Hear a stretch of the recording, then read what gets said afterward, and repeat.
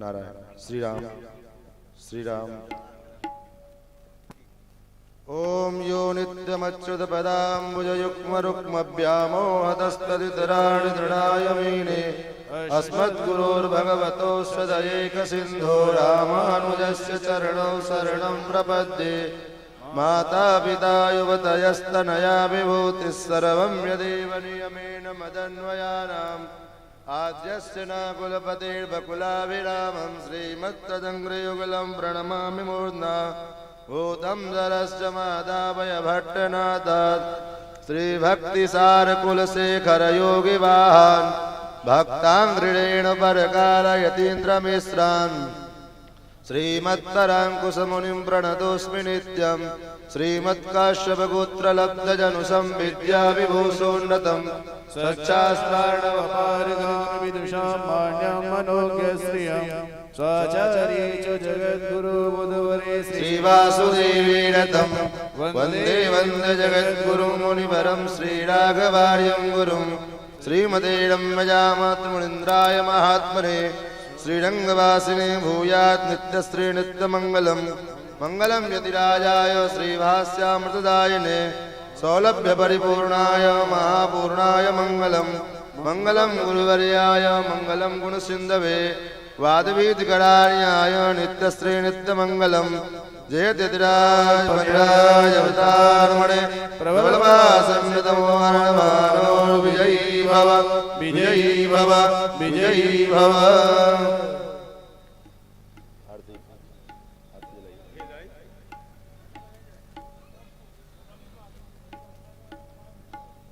नारायण।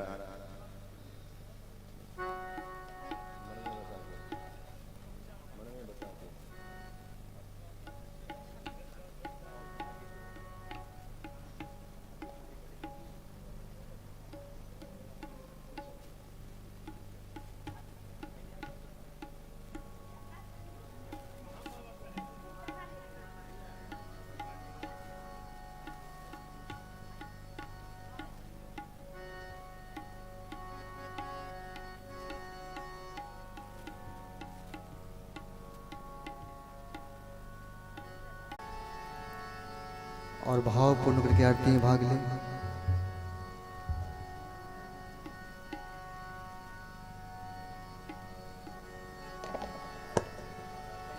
कर्पूर गौरम करुणावतारम संसार सारम भुजगेन्द्रहारम सदा वसंत हृदयारम भवानी सरितम नमामि।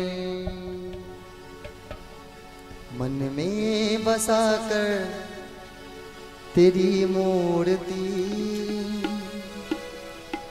उतारूं मैं भगवन तेरी आरती।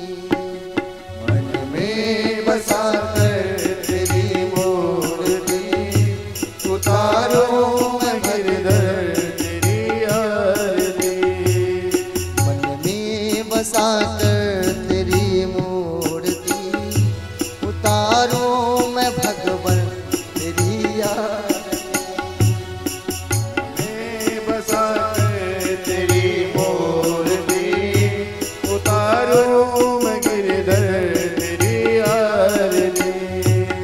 करुणा करो कष्ट हरो ज्ञान दो भगवन भव में फंसी नाव मेरी तार दो भगवन। करुणा करो कष्ट हरो ज्ञान दो भगवन। बोलो प्रेम से गाइए। भव में फंसी नाव मेरी तार दो भगवन। करुणा करो कष्ट हरो ज्ञान दो भगवन भव में फंसी नाव मेरी तार दो भगवन। करुणा करो कष्ट हरो ज्ञान दो भगवन भव में फंसी नाव मेरी तार दो भगवन। दर्द की दवा तुम्हारे पास है। दर्द की दवा तुम्हारे पास है। दर्द की दवा तुम्हारे पास है। दर्द की दवा तुम्हारे पास है। जिंदगी दया की है भीख मांगती। मन में बसा कर तेरी मूर्ति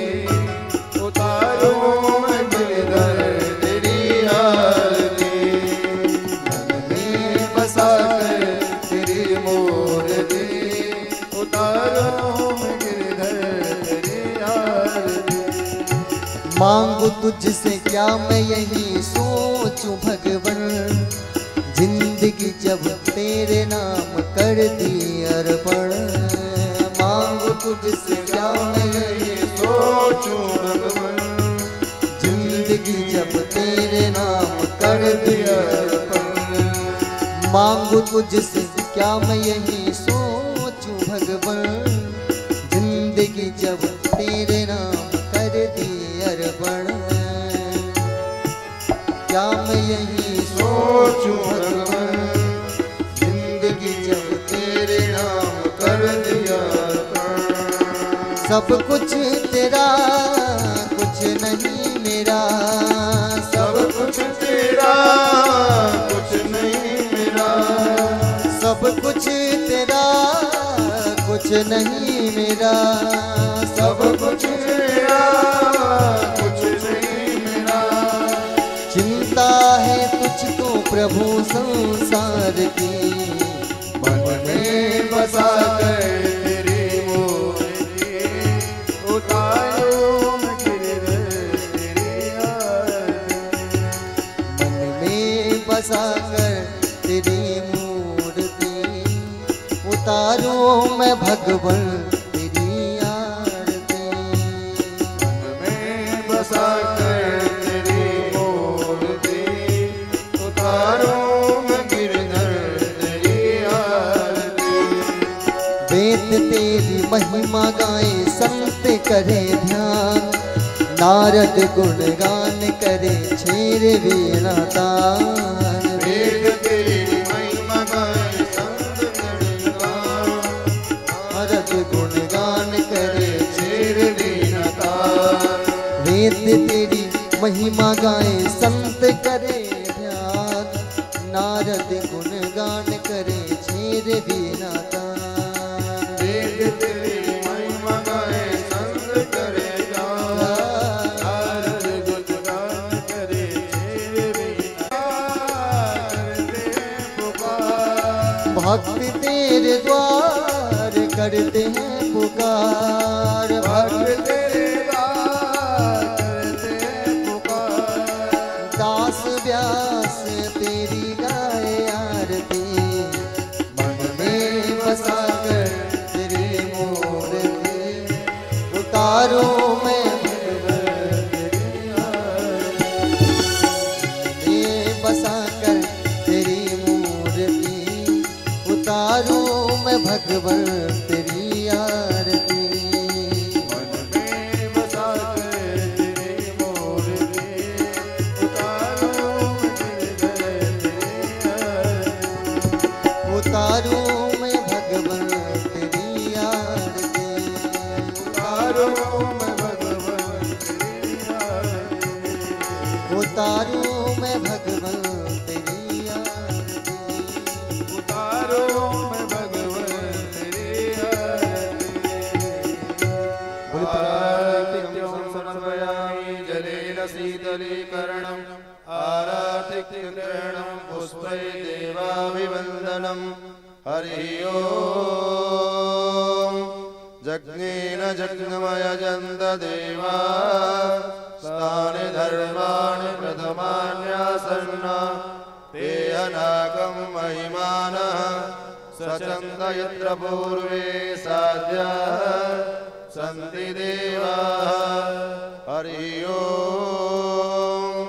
नारायणाय विद्महे वासुदेवाय धीमहि तन्नो विष्णु प्रचोदयात्। हरिः ओम्। महादेव्यै च विद्महे विष्णुपत्न्यै च धीमहि तन्नो लक्ष्मी प्रचोदयात्। नानासुगन्धिपुष्पाणि यदा कालोद्भवानि च पुष्पाञ्जलिर्मया दत्ता गृहाणः परमेश्वर। मन्त्रपुष्पाञ्जलिं समर्पयामि। श्रीपुराणपुरुषोत्तमाय नमः। श्रीकृष्णचन्द्राय नमः। बोलिए श्री कृष्णचंद्र भगवान की जय।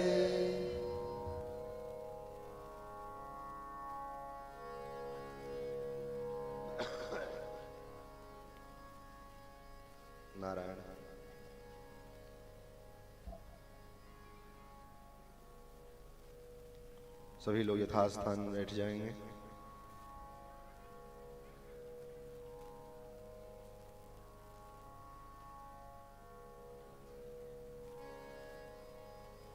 श्री सीतारामचंद्र भगवान की जय। श्री वृंदावन बिहारी लाल की। श्रीमद्भागवत महापुराण की।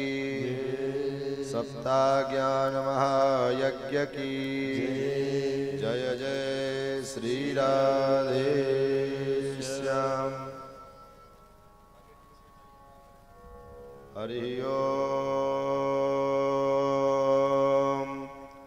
तत्संजोरा वृणीमहे गातुं यज्ञाय गातुं यज्ञपतये नमः।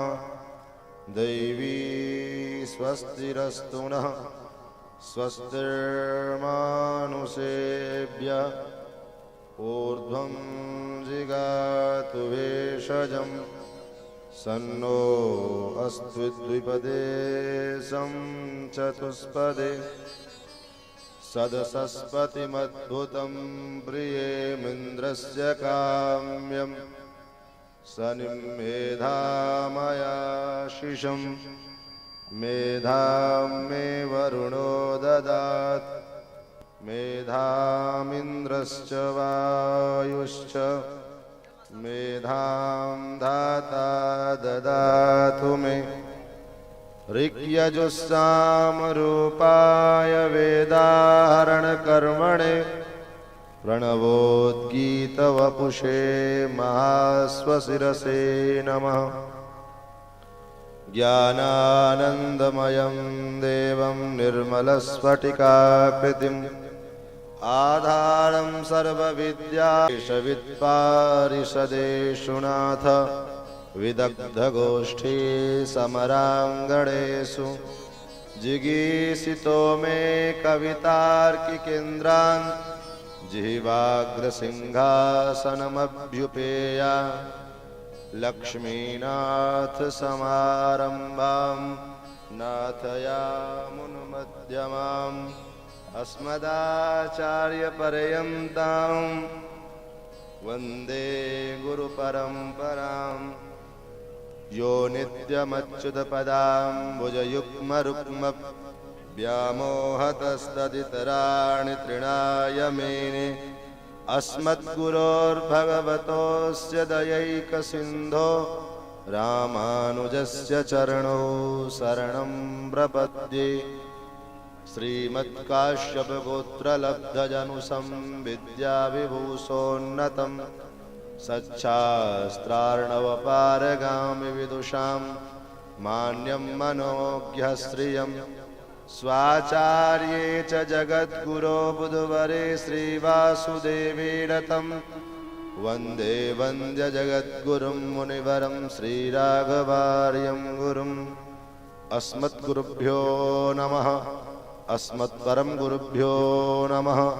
अस्मत्सर्वगुरुभ्यो नमः।